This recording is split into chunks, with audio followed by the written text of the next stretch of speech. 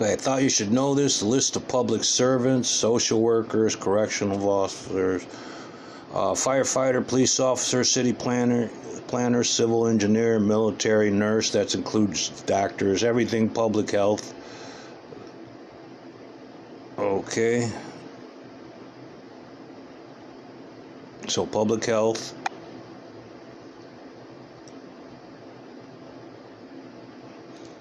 As the President of Public Service, in the United States, we hold elections for many public officials. These people are elected presidents, senators, representatives, are public servants, and work for the federal government. Okay, and remember, the federal government, everything medical, that's all part of the public trust doctrine. Okay, it's just not about the water, the air, but it's also about the airwaves, what goes through the airwaves. That's part of the public trust doctrine, which is part of the public's trust fund, we the people's trust fund. Okay, so if you read the public trust doctrine, you'll understand that a lot better. Who are considered public officials?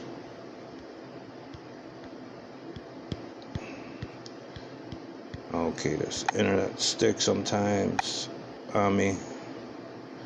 A list of public service jobs. Do government employees have to identify themselves? Most police departments have a policy that an officer who has to verbally identify themselves with name, badge, and number. Why so many refuse to do so when asked? As far as the government employees go, that is going to be up to policy the city or state agencies they are employed. Do FBI agents have to show ID? You have the right to verify their identity before speaking with them. Okay. There's a lot you should know about who actually the public servants are, and they're all required to take the oath to the Constitution, to serve and protect it against all enemies, foreign and domestic. Okay?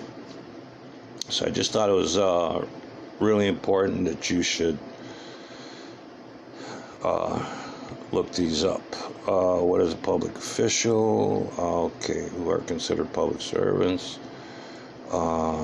Makes you a public servant is the president, who are considered public servants.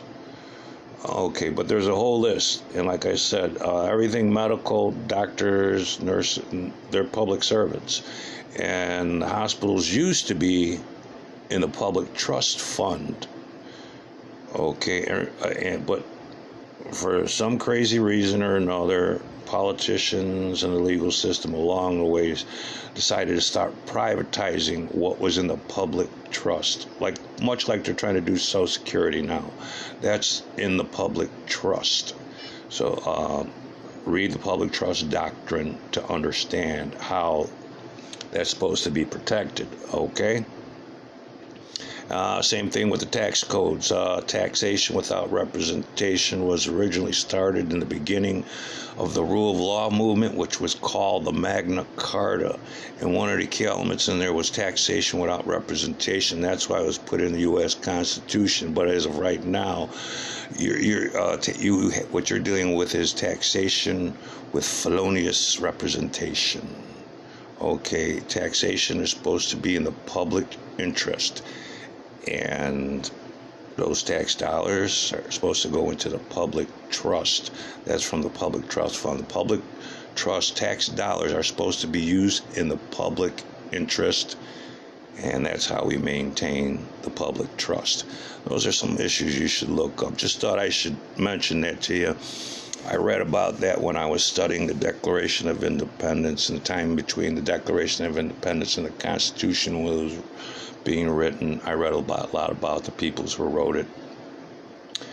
And was it Thomas Jefferson? I always quote him that we are one. When it comes to we the people, we are one. I added I am many because as many times as I've written to the court, I've always put in my petitions, what have you, mentioned that they took from one, they took from all. And people ask me, who the hell you think you are? I say, we the people. I am many, we are one. That's who I'm here to represent. What you took from me, you took from we, and I came to get it all back. Some people think I'm crazy, but thought I was crazy, but they didn't know that I was just reciting the law. laws they didn't know, laws lawyers won't tell you about, judges won't tell you about. If you don't bring this up, nobody will do it. Okay. That's why I do what I do, and